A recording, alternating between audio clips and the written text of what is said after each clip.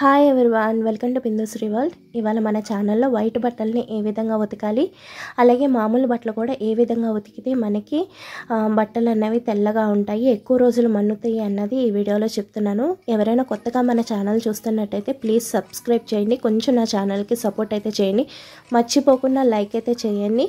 అలాగే మన ఛానల్లో ఆల్ వీడియోస్ని ఒకసారి చూస్తానికైతే ట్రై చేయండి. నేనైతే ఒక హాఫ్ బకెట్ వాటర్ తీసుకుని అందులో 4 టేబుల్ స్పూన్ల సర్పు వేసుకున్నానండి. సర్పు ఏదైనా వేసుకోవచ్చు, మీకు ఏది వాడుతున్నారో ఆ సర్పే వేసుకోవచ్చు అనమాట. ఇంకా సర్పు తప్పనించి నేను ఇంకైతే ఏం లిక్విడ్లు అవి ఏమి వేయలేదండి, ఓన్లీ సర్పు మాత్రమే వేసాను.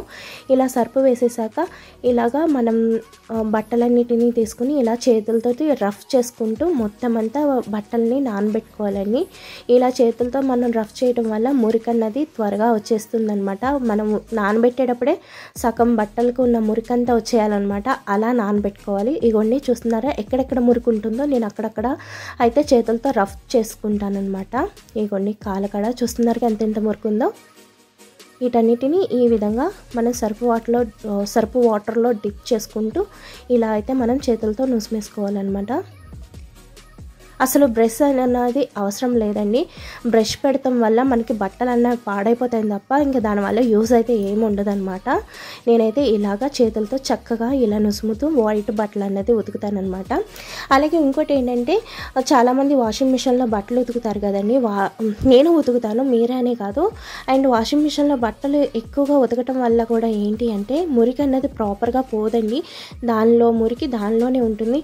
మీలో ఎవరికైనా వాషింగ్ మిషన్లో బట్టలు ఎంత నీట్గా వదులుతున్నాయో లేదో తెలుసుకోవాలి అనుకుంటే కనుక మీరు ఒకసారి ఉతికి ఆరేసి మడత వేసిన బట్టలు ఉంటాయి చూడండి, వాటినైతే తీసుకుని వెళ్ళి మీరు మరలా ఒక్కసారి హ్యాండ్ వాష్ అయితే చేయండి. మిషన్ వాష్ చేసిన బట్టల్ని మరలా ఒకసారి హ్యాండ్ వాష్ అయితే చేయండి. చేస్తే మీకు ఎంత మురికి వస్తుంది ఆ బట్టల నుంచి అన్నది మీకైతే అర్థమవుతుంది అనమాట.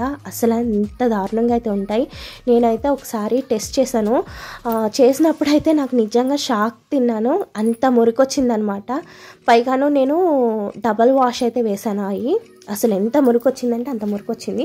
అలాగే ఇంకోటి ఏంటంటే, వైట్ షర్ట్స్ ఉతికేటప్పుడు వైట్ అనే కాదు, ఏ షర్ట్లు ఉతికినా సరే మనం ఫస్ట్గా ఫోకస్ చేయాల్సింది కాలరు, తర్వాత హ్యాండ్స్, తర్వాత వచ్చేటప్పటికి మనకి షర్ట్కి చివర ఇగోండి ఇలాగా, అలాగే జేబు, వీటికాడ ఇలాగ మనం నుసినట్టయితే మురికి అన్నది వచ్చేస్తుంది అనమాట. మనకి బట్టలు మార్చేది ఎక్కడైనా ఉన్నాయి అంటే మగవాళ్ళకి కాలరు, జేబు, చేతులు, అలాగే షర్ట్కి వచ్చేటప్పటికి చివరి అనమాట. ఇక్కడే మాస్తాయి వాళ్ళు, ఇంకా ఎక్కడ కూడా మాపసే అవకాశం లేదనమాట. అలాంటి చోట మనం ఇలాగ చక్కగా నుసిమితే చూస్తున్నారా, నేను ఏం బ్రష్ పెట్టలేదు, ఏం స్పెషల్ లిక్విడ్లు కూడా ఏం వాడలేదు, అయినా చూసారా ఎంత వైట్గా కాలర్ అన్నది వచ్చిందో.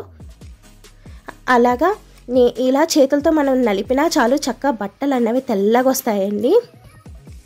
చాలామంది ఇలా ఉతకటం వల్ల చేతులు రఫ్ అయిపోతాయి, పాడైపోతాయి అనుకుంటే వాళ్ళకైతే ఏమో నేను చెప్పలేను, కానీ ఇలా మన చేతులతో మనం ఉతుక్కుని ఆరవేసుకున్న బట్టలు ఎంత తెల్లగా ఉంటాయో. ఇంకోటి కూడా ఏంటంటే, దీనివల్ల చాలా మనీ కూడా మనం సేవ్ చేసుకుంటామండి.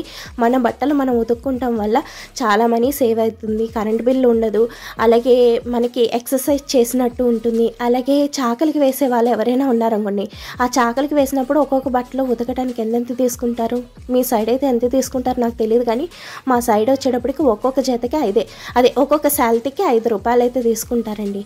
ఎన్ని బట్టలు మనం వేస్తామో అన్ని 5 రూపాయలు మనం వాళ్ళకి ఇవ్వాలి. అదే మన ఇంట్లో మనం ఉతుక్కుంటే ఆ డబ్బులన్నీ మనకి మిగులుతాయి కదా. అలాగే మనం డైలీ ఉతకాల్సిన అవసరం లేదు, రోజుకు కాకపోయినా వారానికి ఒక్కసారి మనకి ఖాళీ ఉన్న రోజుల్లో ఇలా మగవాళ్ళ బట్టలు అయితే మనం ఉతికేసుకుంటే మనీ కూడా సేవ్ అవుతుంది అనమాట. అలాగే ఏం చేస్తున్నానంటే, మళ్ళీ ఒక హాఫ్ బకెట్ వాటర్ తీసుకుని అందులో ఒక 2 టేబుల్ స్పూన్ల సరుపు వేసుకున్నాను. అలాగే 4 చొక్కలంటే 4 చొక్కలు నేను నీళ్ళు మందు అయితే వేసుకున్నానండి. నీళ్ళు మందు వేసుకుని ఇలా మొత్తం అంతా నీళ్ళు మందు అంతా కలిపేసుకుని సర్పు కలిపేసుకుని ఇప్పుడు మళ్ళీ ఇంకోసారి అయితే నేను సర్పులో పెట్టుకుంటున్నాను. ఇలా పెడతాం వల్ల ఏంటంటే, ఇంకా ఎగస్ట్రాగా మురికి ఏమైనా ఉన్నా అండ్ బట్టలు కూడా మంచి కలర్ వస్తాయండి. చాలామంది నీలిమందు అన్నది ఎక్కువగా పెట్టేస్తారు. నీలిమందు ఎక్కువగా పెట్టకూడదు. ఎక్కువగా పెడతాం వల్ల ఏంటంటే వైట్ బట్టలు కాస్త నీలం బట్టలు అవుతాయి. కొంతమంది నీలిమందు పెట్టినంత చూస్తుంటే నాకైతే నవ్వు వస్తుంది అనమాట. అసలు నీలిమందులో ముంచి లేపుతారనమాట. అవి తెల్ల బట్టలు అనాలో నీలం బట్టలు అనాలో కూడా నాకు అర్థం కాదు.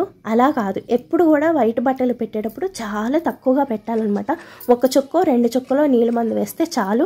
మనం బట్టలు ఉతికే క్వాంటిటీని బట్టి 1 చుక్క 2 చుక్కలు, అది కూడా బకెట్ నిండా నీళ్ళకి లేదంటారా బకెట్ సగం నీళ్ళకి మనం 2 చుక్కలు అయితే వేసుకోవాలన్నమాట. అలా వేయాలి నీలిమందు అన్నది.